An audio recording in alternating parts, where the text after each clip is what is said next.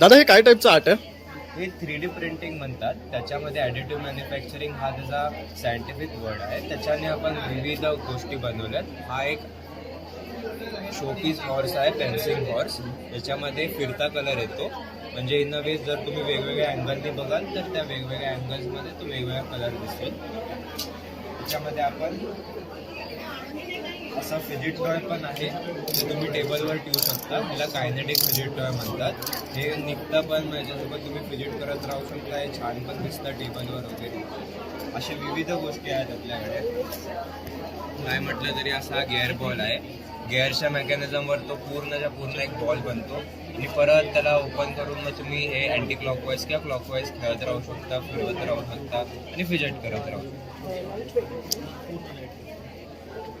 परत हा एक इन्फिनिटी क्यूब आहे. हा पण एक फिरत राहतो. जस्ट हे जे हिंजेस आहेत